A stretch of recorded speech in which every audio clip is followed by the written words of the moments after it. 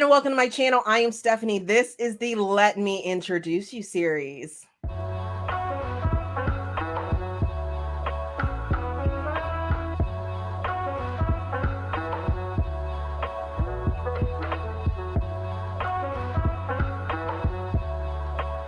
The Let Me Introduce You series is where I bring to you people from the publishing industry, authors that I have fallen in love with and want more people to talk about, read, and just thoroughly enjoy as much as I have. At this time, I am not going to stay on this any longer. I'm bringing to you someone that I have found over the last year or so, or 2 years. 2 years now. Wow. Maybe a little longer than that. But I absolutely love her. So let me introduce you to LaQuette. LaQuette, introduce yourself to us, please. Hi, Stephanie. Thanks for having me on. I am LaQuette. I write high heat romance, steamy to high heat romance, and in a bunch of different subgenres. Romantic suspense. I currently have a rom-com coming up. Category, like you can pretty much find me pretty much anywhere. If you have a taste, I have something for you. Yes. So when did you realize that you wanted to be an author? I don't know that ever really realized truly that I wanted to be an author. How I came to romance was I was about 16 years old when I started. A girlfriend of mine introduced me to Harlequin Presents, and she let me borrow a book of hers, and I read it, and I devoured that book between the time she gave it to me in school until the next day when I got back to school. I devoured it, and she became my pusher basically, where every day she'd bring me a new book. Harlequin Presents is a common thread between the It authors. really is a gateway into romance for so many people. And she, I just exhausted her stash, and she finally was like, all right, you gotta go get your own. So as a 16-year-old unemployed broke kid in Brooklyn, I couldn't really go buy books. So I went to the library and I started getting romance. And I think I was reading them probably for about 2 years straight religiously, like every day. And slowly but surely I began to sort of lose my love of it. And I thought it was just romance I was falling out of love with. What I didn't realize is that I just wasn't seeing anyone on the page that looked like me and that lived in places that I lived in, or that I was familiar with. And I was losing the love of connectivity to it because it was the same sort of story over and over again. It was a European setting, with European people who did not look anything like me. And I think I sort of unknowingly interpreted that and internalized that as you're not worthy of being loved. And I instantly kind of like pushed back on that. So I stopped reading them. And it wasn't until I graduated college when I had some disposable cash now that I was working. And I started, I don't know if you've ever been to New York, but especially like downtown Brooklyn or in Queens, they have these street vendors on Jamaica Avenue in Queens, and they would sell all the like books, all the hot books that were out, and usually they were like Black books. And I started finding books that looked, talked about people like me in places that I actually knew about. Like I was like, oh, I know Farmers Boulevard. I've been there before, things like that. And that sort of led me to a website called blackexpressions.com, where they sold Black fiction exclusively. And that's really where the world of Black romance sort of opened up to me, because I had no idea. I really had no idea that there were stories out there with people like me being featured.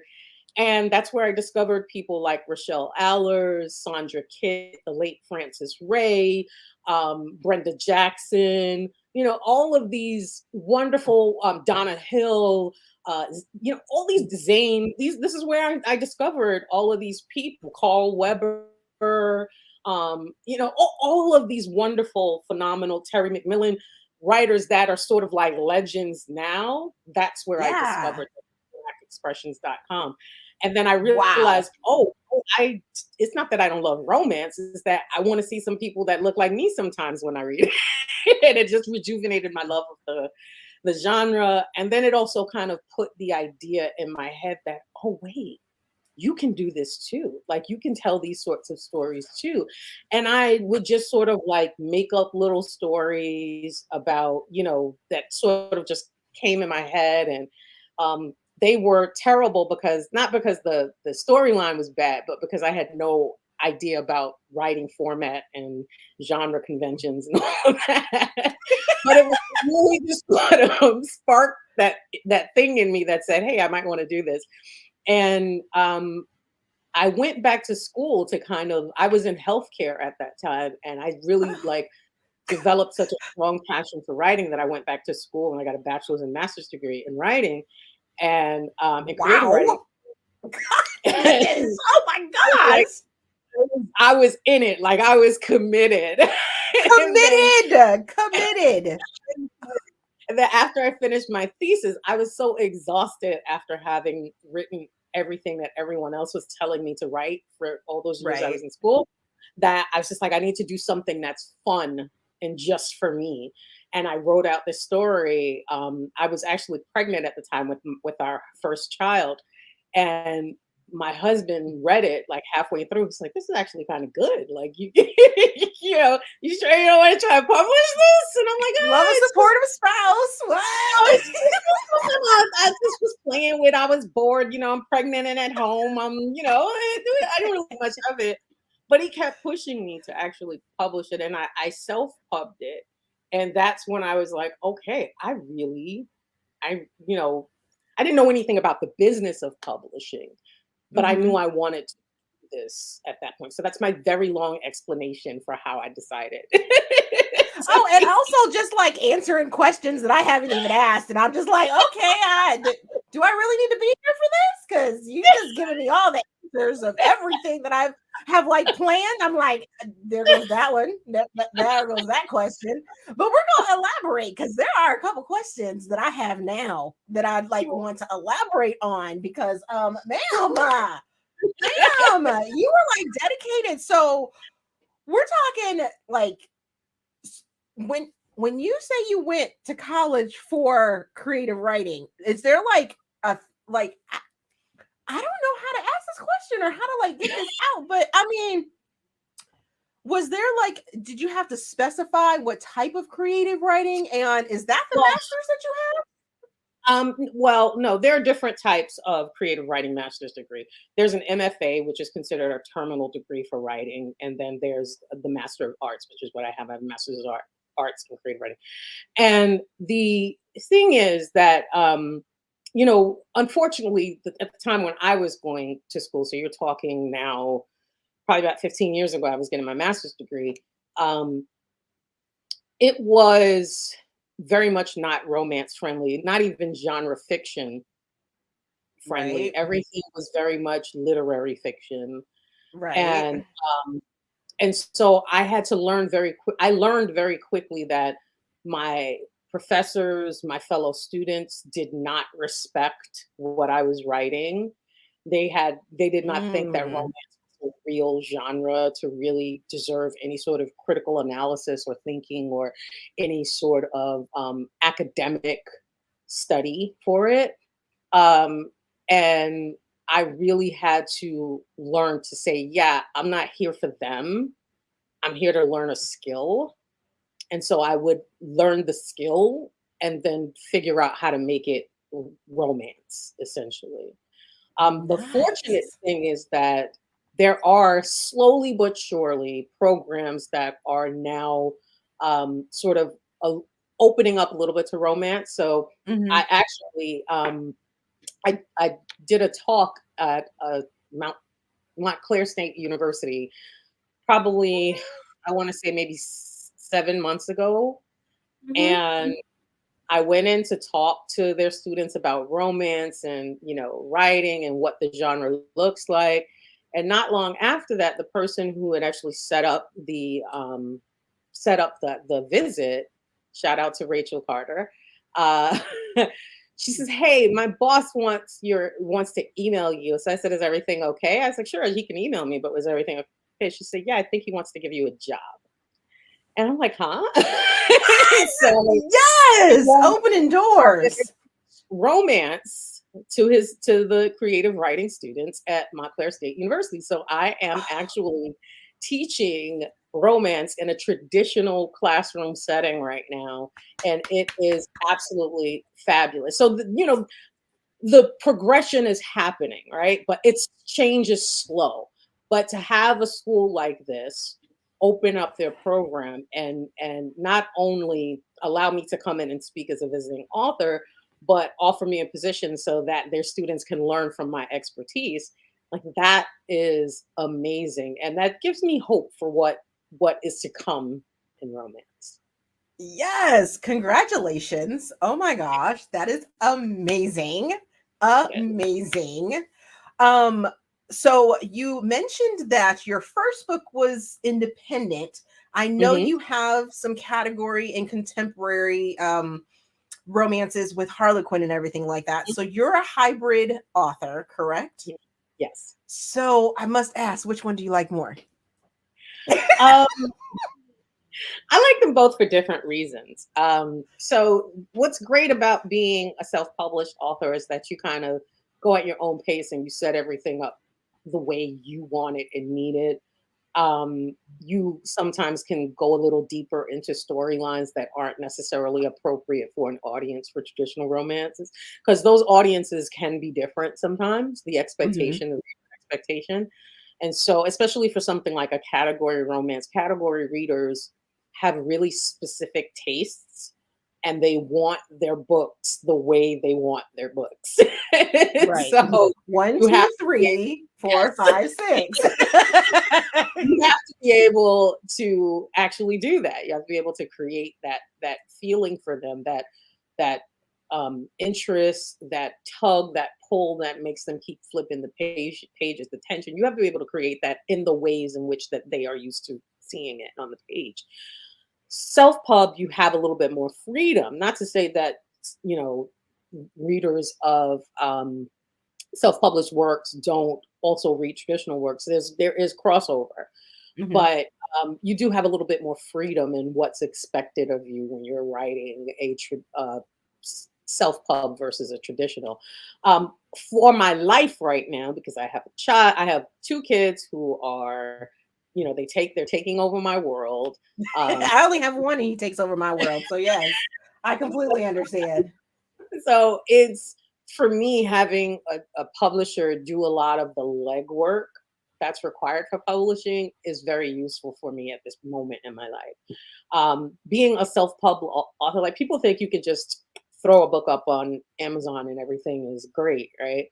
It You are the publisher when you are a self-pub author. When you're indie, you have to do everything that the publisher would do, and actually you have to do more. So Right. it can be really time consuming to write, find editors, promo, all of that. And quite frankly, sometimes I just don't have the time to do all of those things as well as they should be done. Mhm. And the compromise then becomes, do I take away from my writing time to do these things? Or do I publish a book through my publisher who will take on a lot of that heavy behind the scenes work and give me more time to just focus on craft and story? Nice. Okay. So where do you find your inspiration for your stories?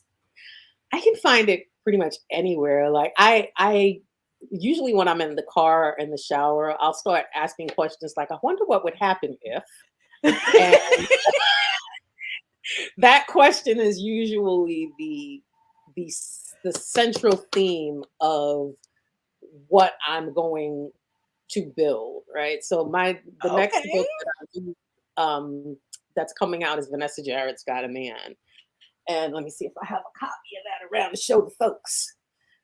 This is, let me move it over. This is Vanessa Jarrett's Got a Man. It's coming out Yes. next day on September 20th. And what made me write this book is, I love rom-coms and I especially love like holiday movies and things like that that are all sort of centered in that whole rom-com genre. And I was like, we were just starting to get stories over the last year or two that featured diverse couples Hmm. and diverse protagonists. I was like, Right. you would see a lot in by way of diversity in race, diversity in ethnicity, diversity in faith, diversity in when it comes to sexual orientation or gender identity. We would see a lot of I won't say a lot, but we were seeing more of it in those Right. sorts of A lot more to the viewings. forefront. Yes. And but what I wasn't seeing is like stories, these lighthearted stories featuring what I guess the world considers older women, because I'm in my 40s and I don't necessarily consider myself old. But we weren't seeing that, right? And Hmm. so, and when you look at rom-coms also, you don't really see women of color who are censored, who are more Very than. true.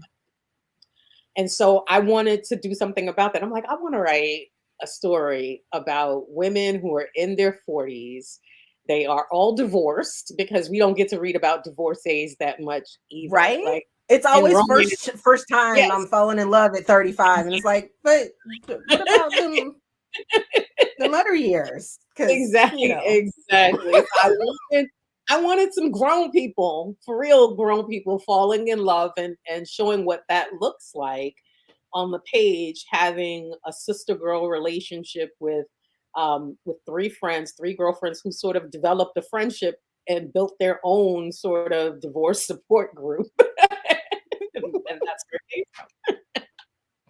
I love it. I love it. So, are you a pantser or a plotter? I'm a little bit of both. I am naturally a pantser, but when you have traditional deadlines, it's not always easy to be a pantser. When I sit down to write, I really need to know what I'm writing. So I hate outlining, but what I've started to do is creating a loose synopsis for every project, and that sort of gives me the high points of the story that I can sort of write into. Okay. So, would you say for your traditional stuff, you're a plotter, and for your independent stuff, you're a pantser?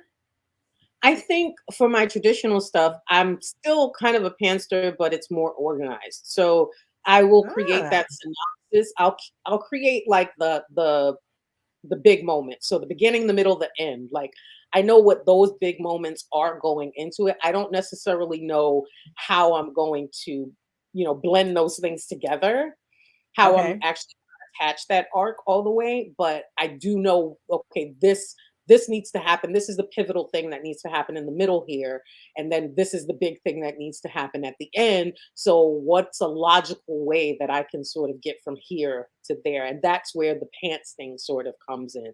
But I have to have some idea of like what the bones of the story is, because if I don't, then I could just sit there dawdling forever, and I don't really have that kind of time. You also, when you're writing traditional, you have to be able to, you have to sell things on your synopsis.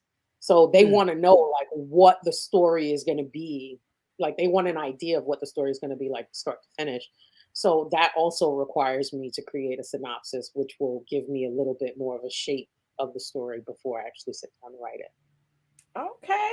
Okay. So, would you consider yourself and your writing style salty, sweet, savory, or spicy? I think it's a little mix of all of that, actually.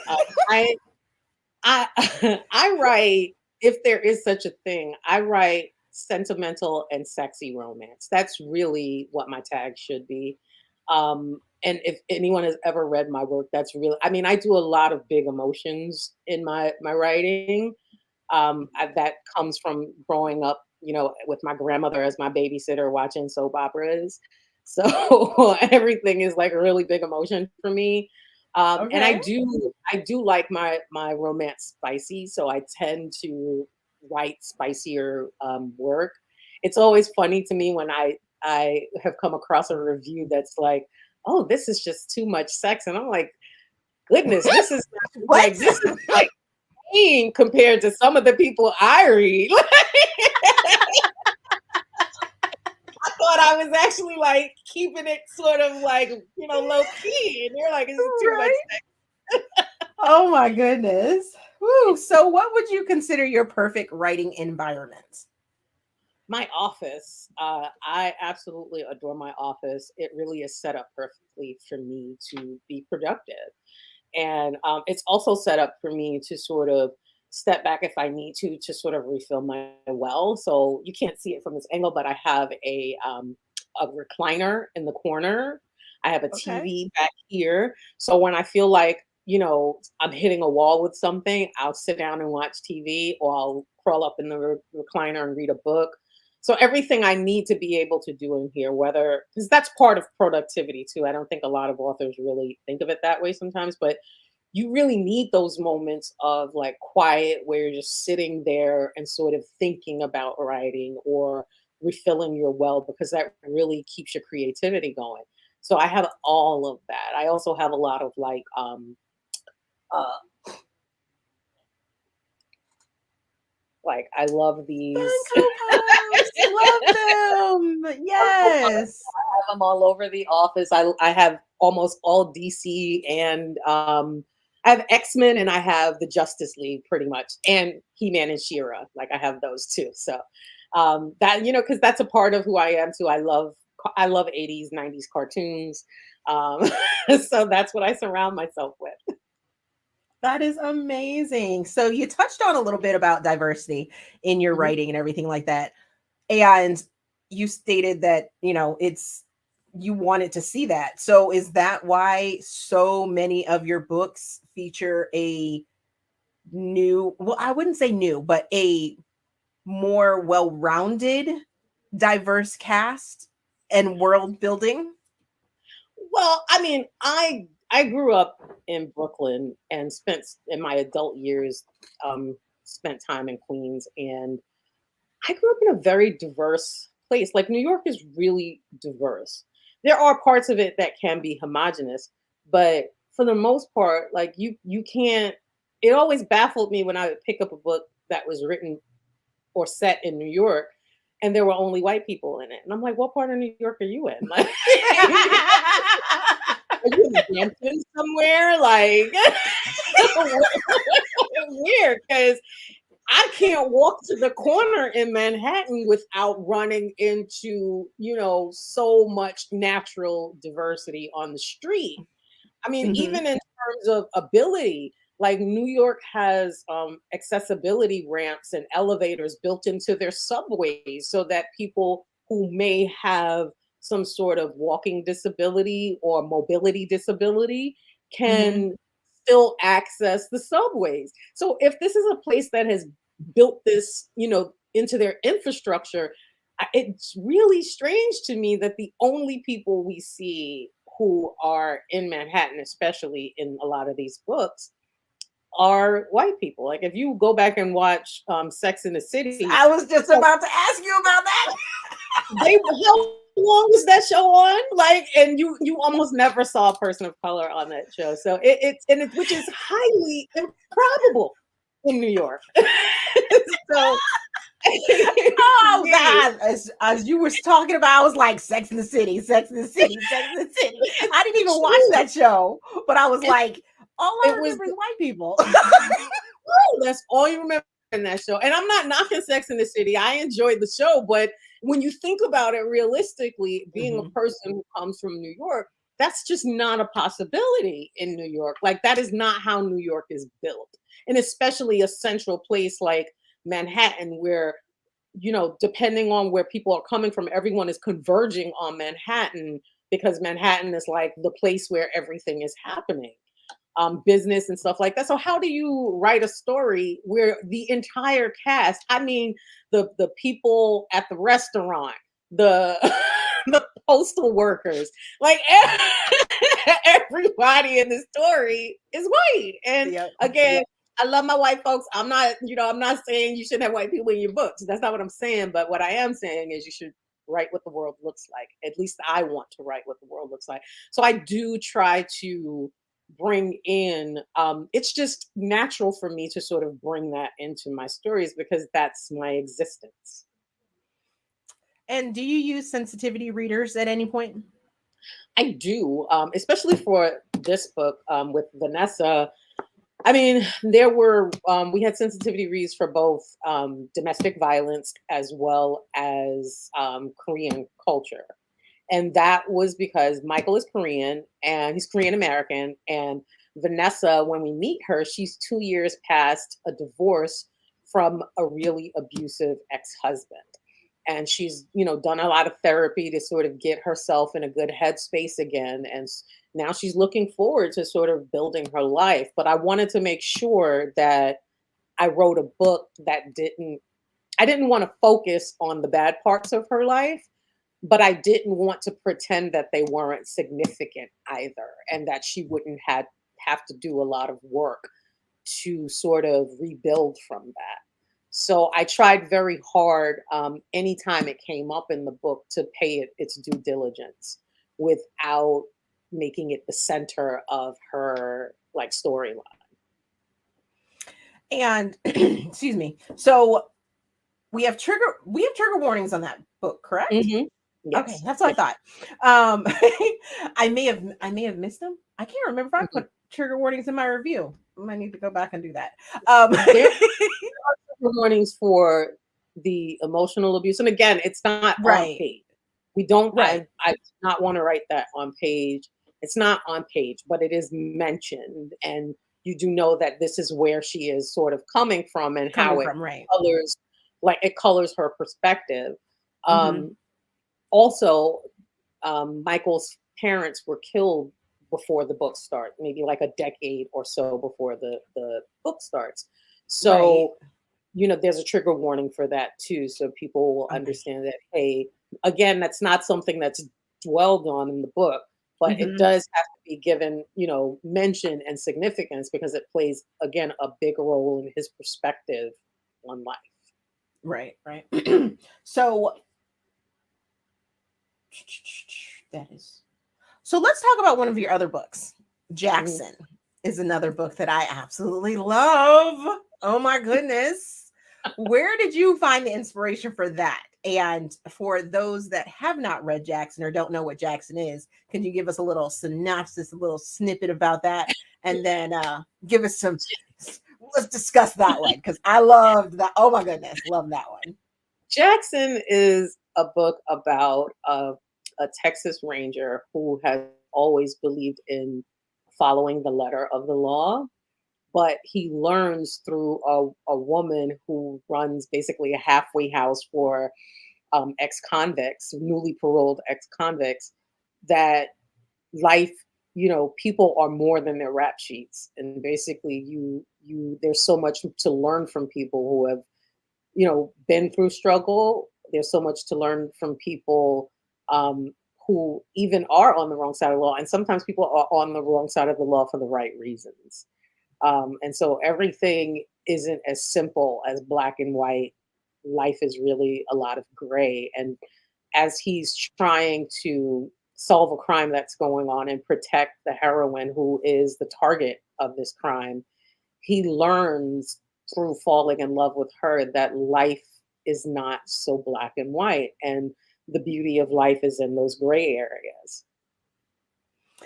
So, one of the points or one of the moments, one of the topics and key aspects of Jackson that I absolutely loved is that you interloped the history, the African American history in Texas into this story, with our heroine's family Mhm. being almost what part of the emancipation Yeah, Juneteenth. so I'm just gonna call it Juneteenth aspects yes, of it. Yes. yes, yes. So whenever I write, it is very important to me to celebrate Black culture and just everything that makes me me. So, and I always tell my publishers that I'm going to give you a book that really fits your readership, but I'm also going to give you a book that celebrates Blackness and celebrates Brooklyn and celebrates, everything that's important to me. So beware, right? And so I always try to take moments out of history because oftentimes we sort of gloss over the history of enslavement of Black people in our everyday lives and in history and things like that. We don't really get a clear understanding of it. And while I don't, the book is not about that, Hmm. but I did feel very compelled that we're in Texas, we're talking about a ranch, and that was something that was really important to history. And the reason why we celebrate Juneteenth is because enslaved people in Texas did not know about the Emancipation Proclamation, for 2 years. Right. And so they did not learn about it until the Union Army came into Texas and basically with military backing said, "Hey, these people are free."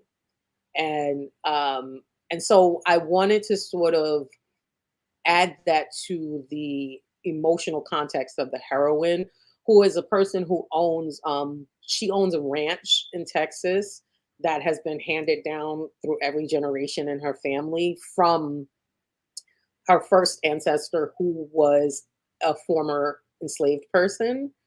And so the hero, when he first meets her, he can't really understand why she wants this ranch to be, it's called Restoration Ranch. And he doesn't understand why she's using that ranch to house and help and employ ex-convicts. He doesn't really get it. Hmm. And she takes him on a trip. They go on horseback, and she takes him to show him the original homestead on the ranch, and tells him the story of how her ancestor escaped slavery, went to help the Union Army, which is something that actually, did happen in history. You had enslaved Hmm. people who would run away to the Union Army to be able to try to fight for their freedom.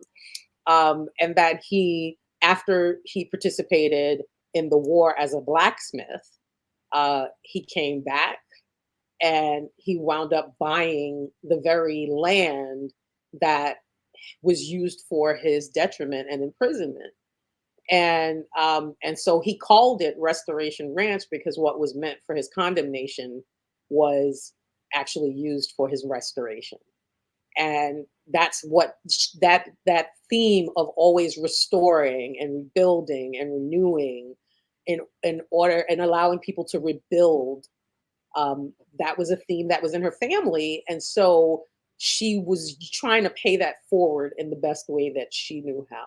And I think after experiencing that really powerful story of lineage, because oftentimes we can feel so disconnected from our ancestors and everything that they experienced. It was a really amazing moment where these two people get to really bask in the glow of the the trials, the trauma, the tribulations of their ancestors, but still see that they've still thrived despite all of that. So that was just my little way of bringing in a little African American history to let people know that you can talk about those things without it having to be sort of a guilt fest or be feeling as if you are accused of something. We can have these conversations and speak of it from a positive standpoint of growth for us. So that was my first book that you had written, and I know for a fact, I compared that book and your writing, and how much it meant to me, to Beverly Jenkins, because Beverly Jenkins does that as well. Were you inspired by her to add that in there, or is that just coming from your, I guess, your creative learning and things like that? Well, I absolutely adore Miss Bev. She's amazing. I mean, she's an amazing author. She's an amazing person. She is so, she's just wonderful. Hmm. When I wrote that, I won't say that I can't say that I actually had that in mind. Like I had Beverly Jenkins does this, so I'm going to do this in mind.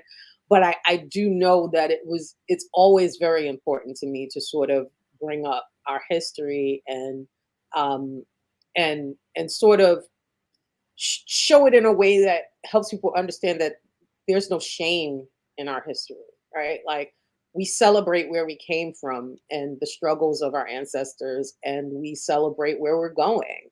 And you can't know where you're going if you have no idea where you came from.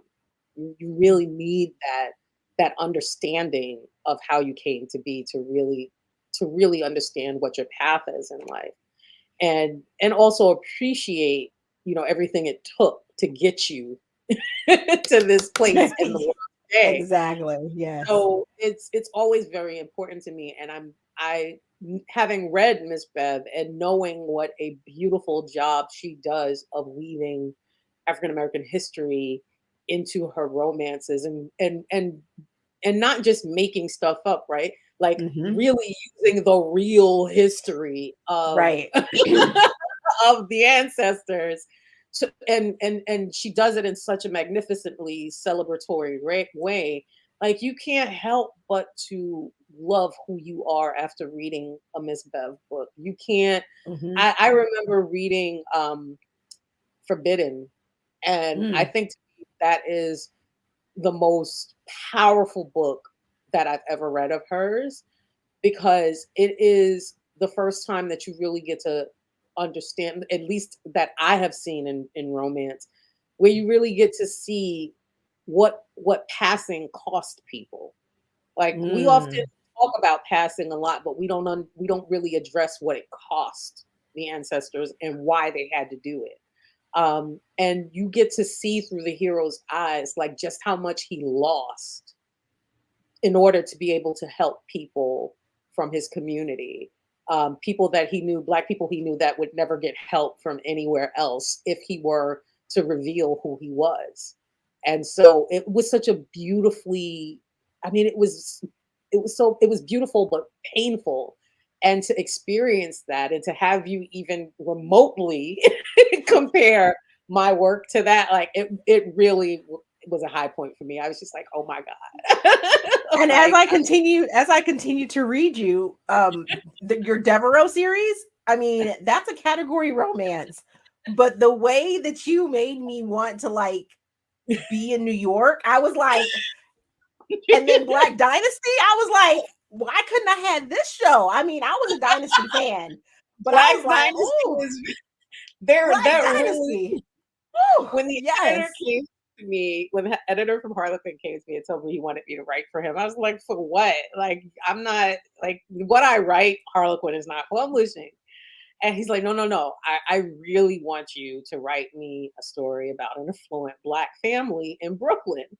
And so I'm like, did you just tell me to write Black Dynasty set in Brooklyn? But with Yes. he's like, yeah, actually, I did tell you to write. That is exactly what I want. So Yes. again, I grew up on Dynasty. I grew up on soap operas.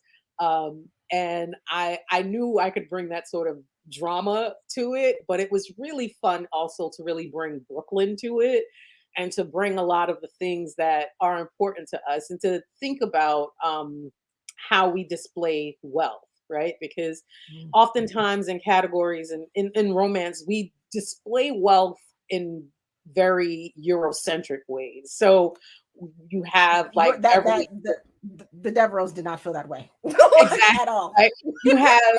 You have Beverly Hills that, have these sprawling mansions, and you have hill country in Texas that has these, huge ranches and all of that. Hmm. But we never really get to see how that's really displayed in like a place like Brooklyn, New York.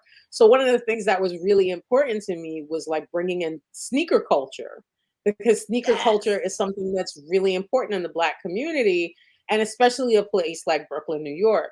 And I remember my there's a scene in the first book in a Very Intimate Takeover where the hero is sort of checking out the heroine's outfit, and one of the things he notices are her sneakers, her Air Force Yep. Ones. And so my editor is like, yeah, but would she really, like, she's a billionaire, like would she really wear Air Force Ones? Would he really wear Jordans? And I was like, baby, let me explain something to you. First Hmm. of all, off the rack Jordans for a grown man are like $300 a pop, right? Yep. That's off the rack. Exactly. Let's not talk This about the is specialty ones because the specialty ones, the custom made. So this is a man who is a billionaire. He's not going to the store. He's not going to Dr. J's or Modell's or wherever to buy a pair of Jordans. He's ordering them custom. So there are sneakers that can cost you like $4,000 or $5,000 a pop if you have the money to spend on them like that.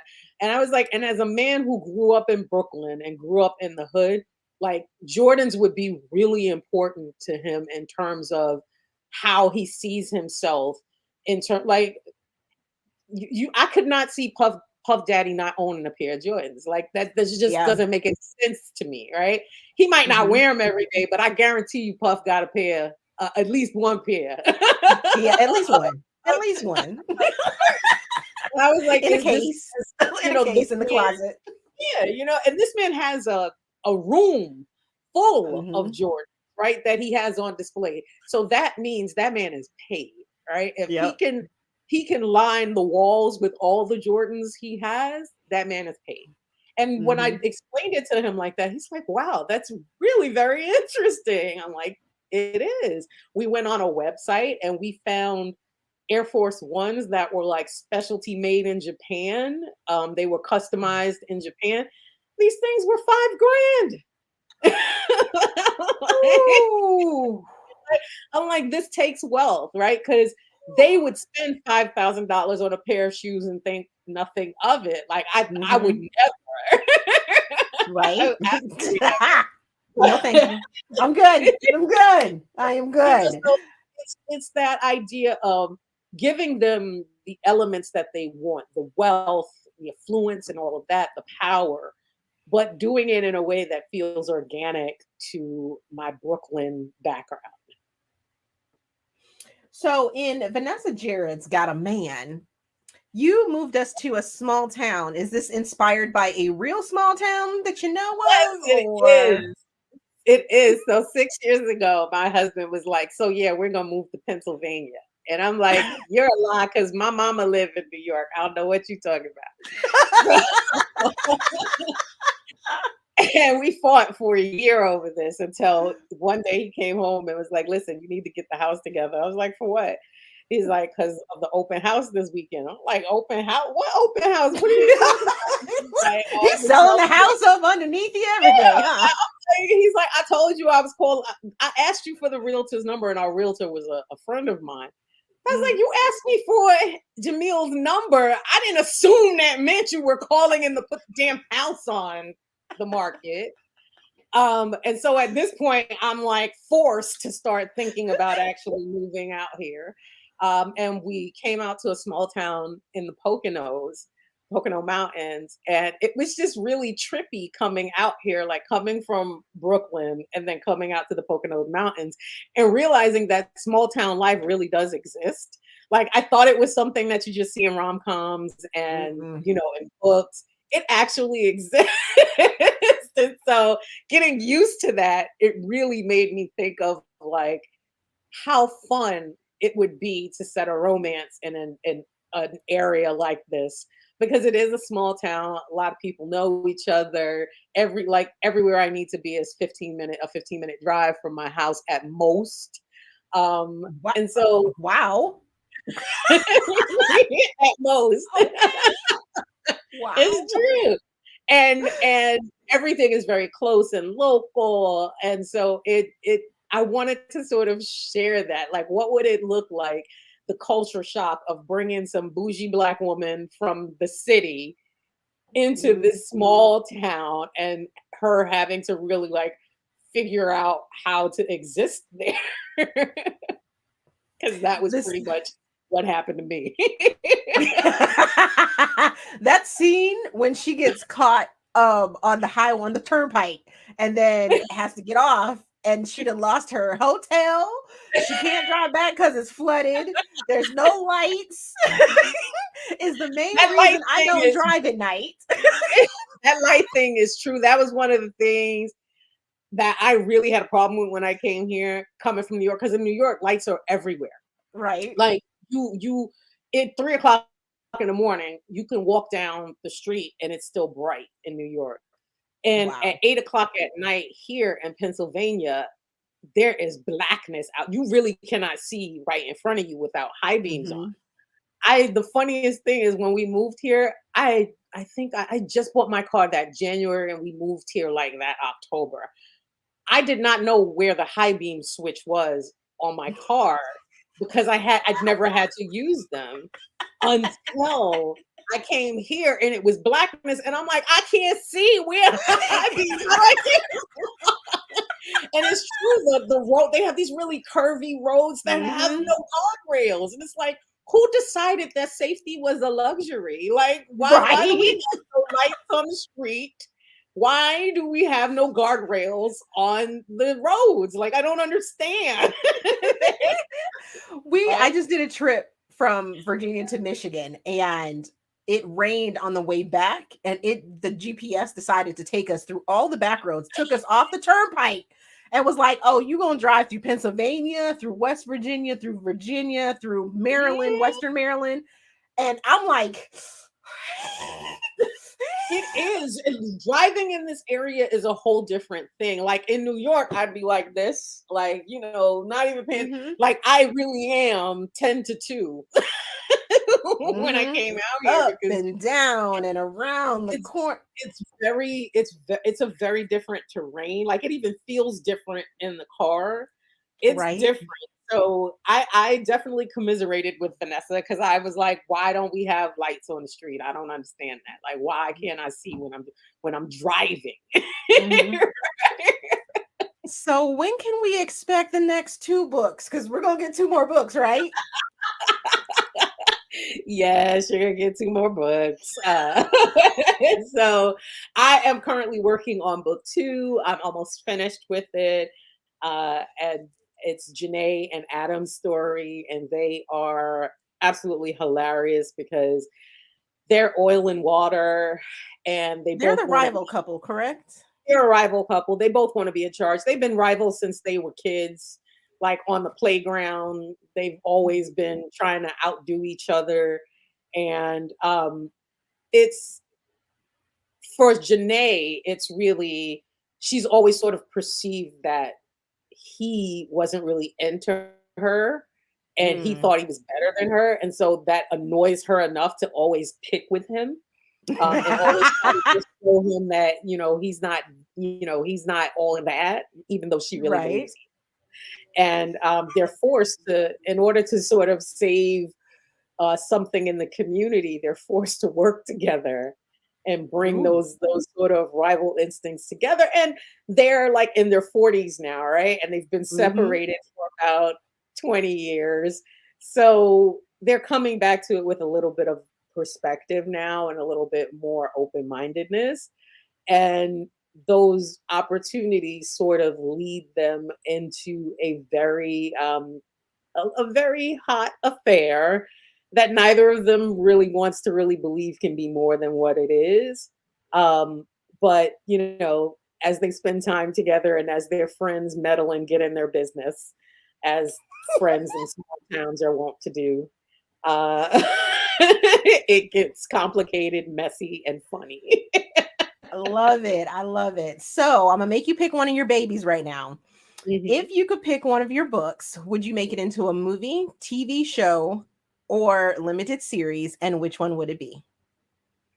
If I was going to make it a movie, it would be Vanessa Jarrett's Got a Man. I I would Oh. love to see the actual the characters on the cover. When I sent pictures to the illustrator, I sent him pictures of Gabrielle Union and Daniel Henney because in my head that's who I was writing in the cast. And the artist did a perfect job of sort of capturing those sorts of features on this book. If I had to put a book into a series, it would be my Queens of Kings series, which is a romantic suspense series.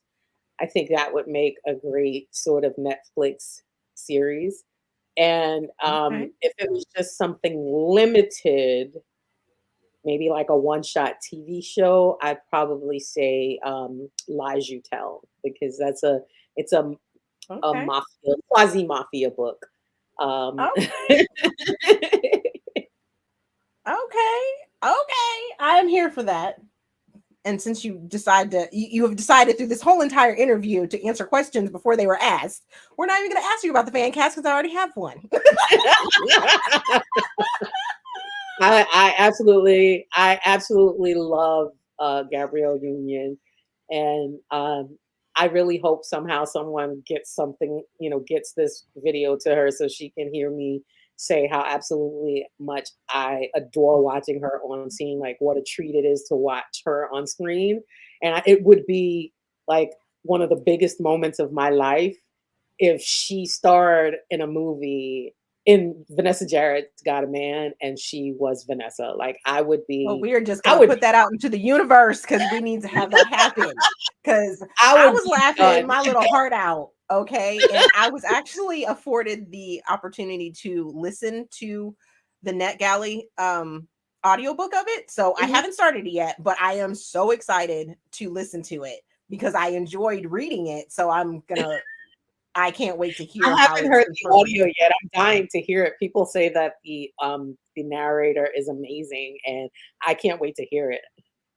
Yes, can't wait, can't wait. So, what are your thoughts? Well, no, we already answered that question.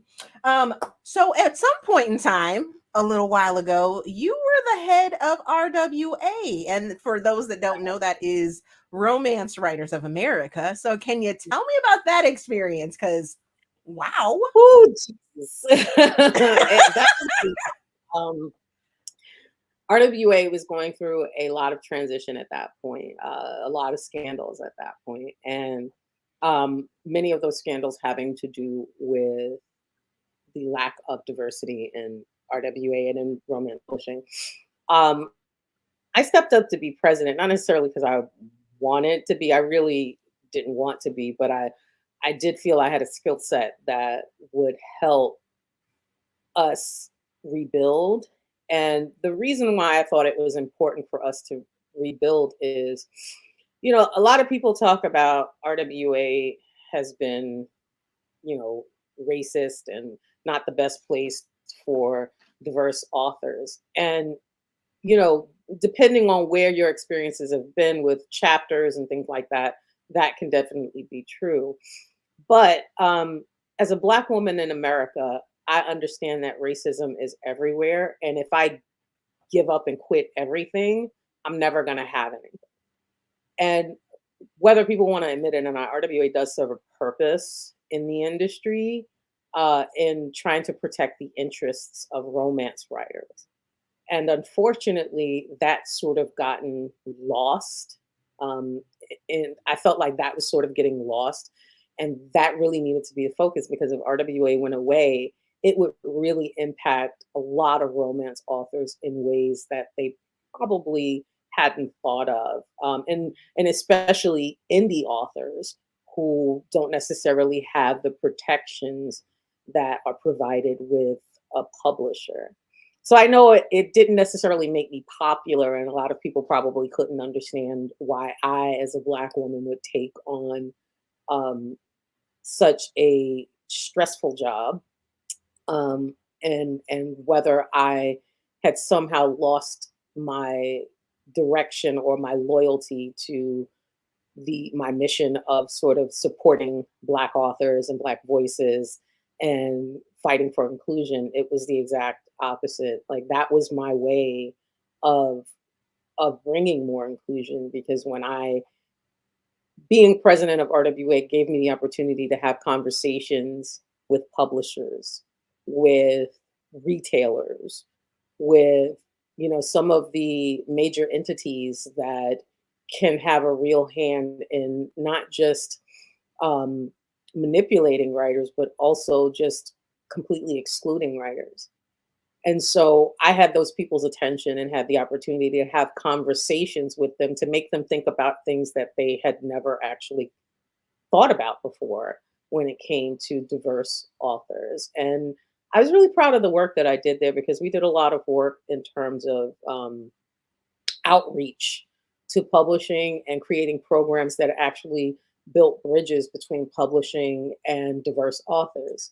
And so, again, it's really easy from being on the outside and watching to have a perspective that, oh, it's not as necessary as it is. But as someone who's actually seen how the industry works from behind the scenes, I can tell you that it really is very necessary. And when it goes away, it's not just going to hit romance authors hard, but as always, diverse authors will suffer the most because we are the most vulnerable in the industry.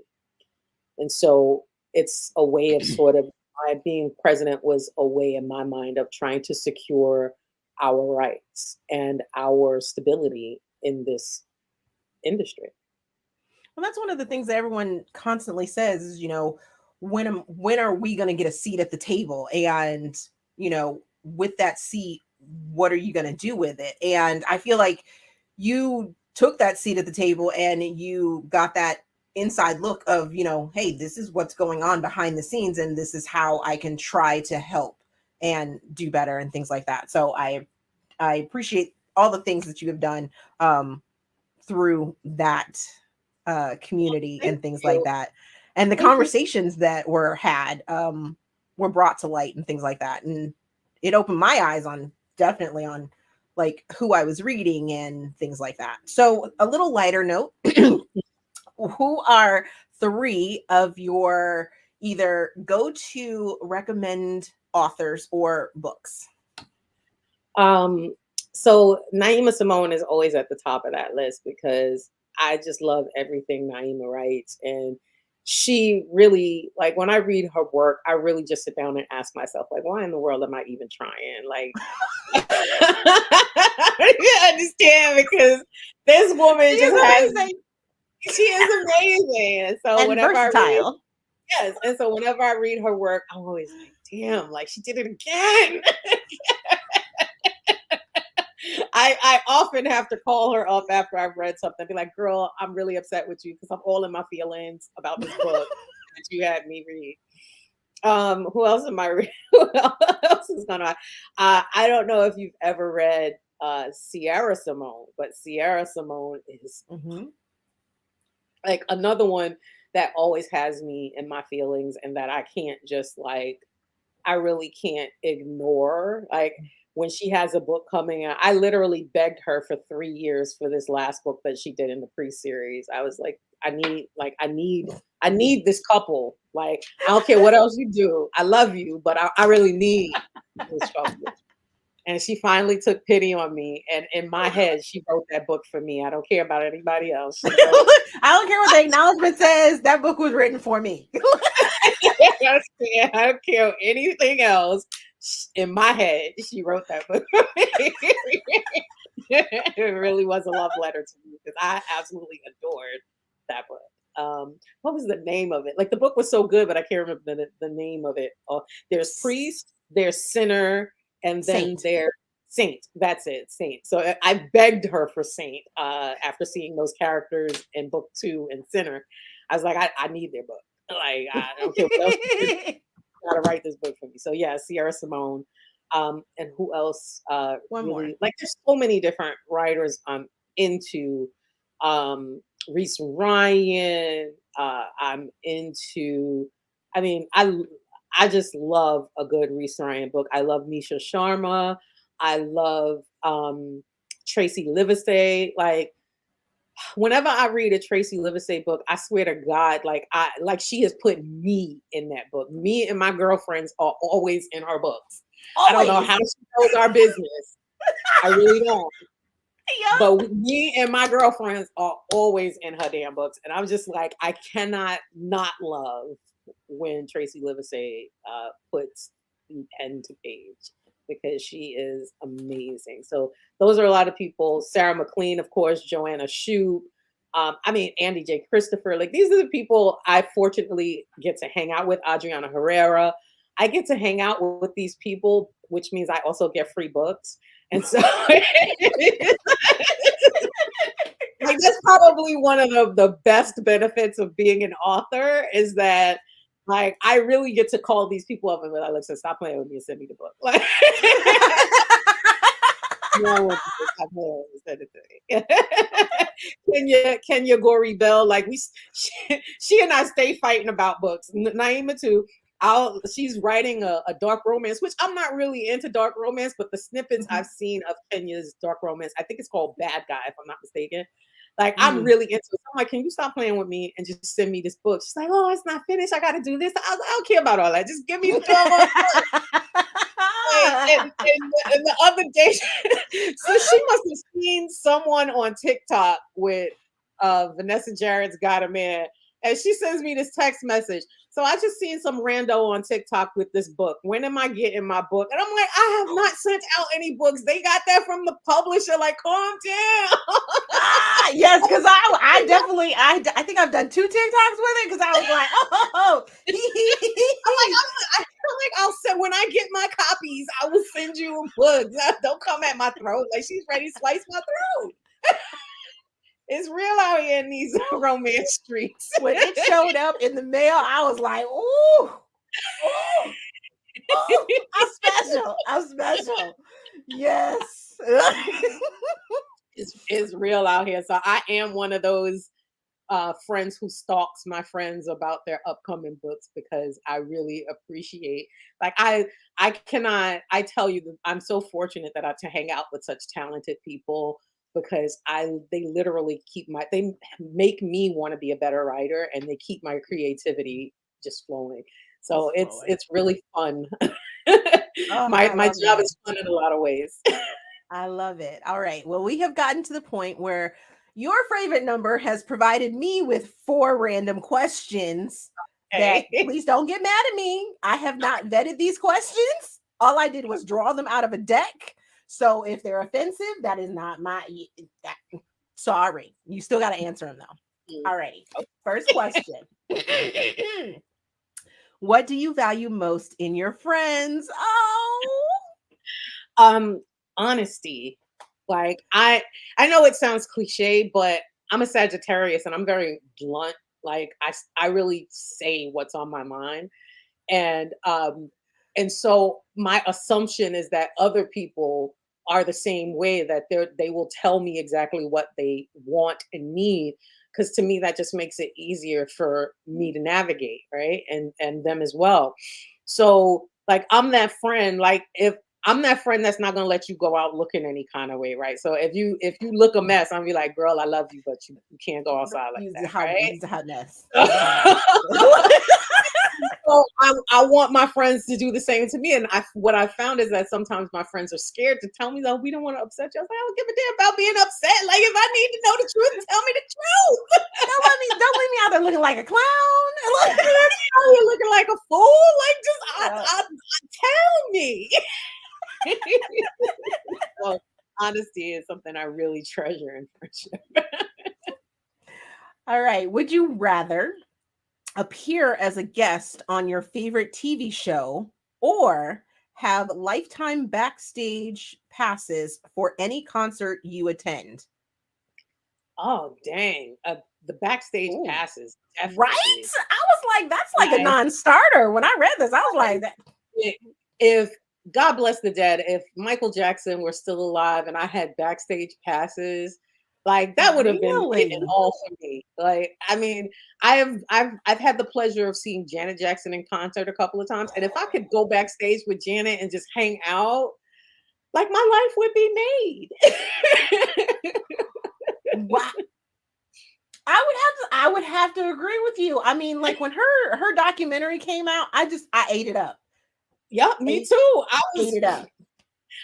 That woman had me in tears 5 minutes inside of that documentary, and she's just such a profound artist and human being, and I love everything about Janet. Janet, if you watching, girl, you know I love you, girl.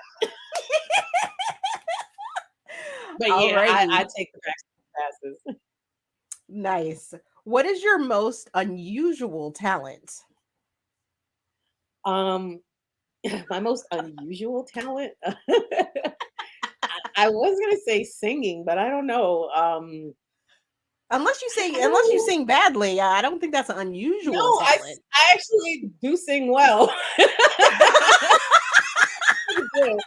But That's more like an unknown talent, like or okay, a an lesser unknown known. talent. Yeah, I want an unusual one. Do you I'm can you quack like a duck or do a no, dolphin call?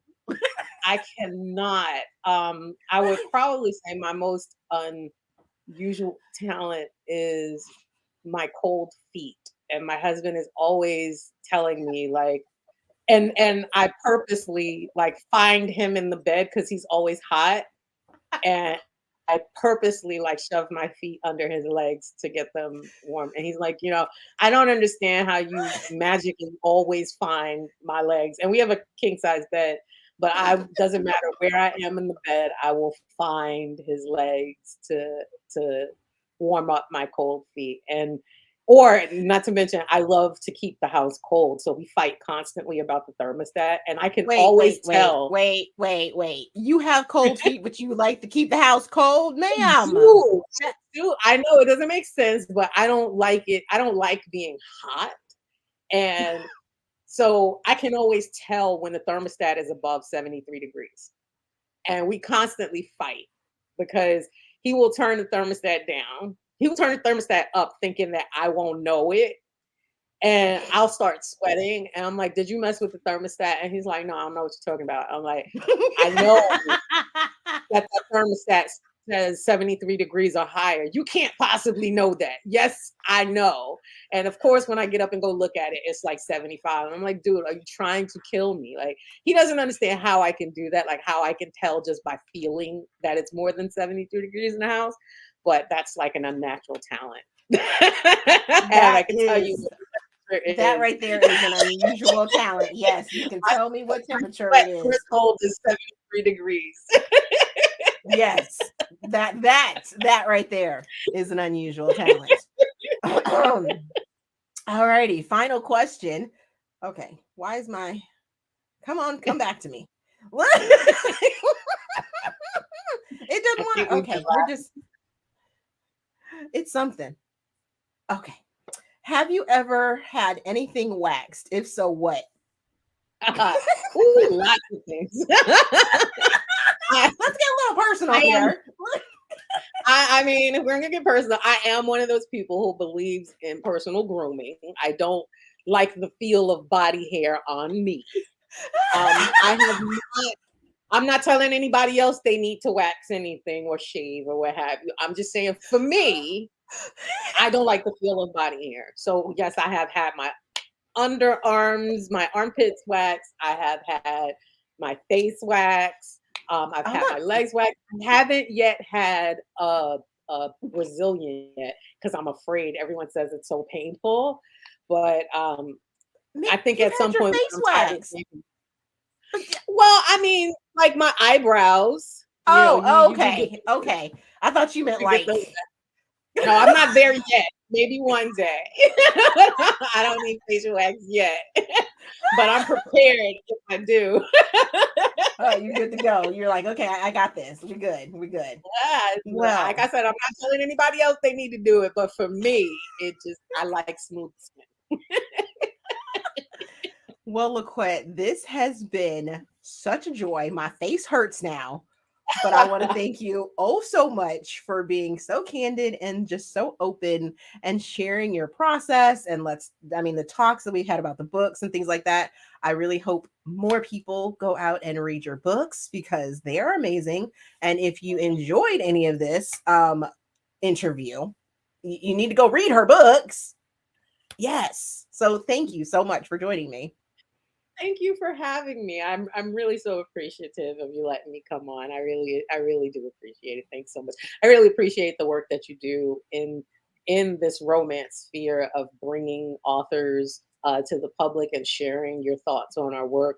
You might not think it's important, but it really is important. And I'm really, really, really so grateful for you and everyone in your community that takes the time to do something like this. It really does matter. You're not gonna make me cry. So okay. I'm gonna get off here now. All righty. So thank you again. Thank you. Whew, okay, I'm not crying. I'm not crying. No, I'm not crying. For those very, very kind words from LaQuette. And I really, really, like I said, hope you guys enjoyed that chat, getting to know LaQuette just a little bit more. Go out and read her books. They are absolutely amazing. All that flavor that you just saw in that interview come through every single one of her books. Go check them out. I will leave her website linked down in the description box. As always, if you enjoyed this video, please give it a big thumbs up, subscribe to the channel. Also, there's a feedback form down in the description box so you guys can help me improve my channel. For more author interviews, the playlist is down in the description box, as well as a suggestion form that you guys can suggest authors that I need to go reach out to. And authors, if you're interested and enjoyed that interview style, please fill out the form. I may be getting in touch with you.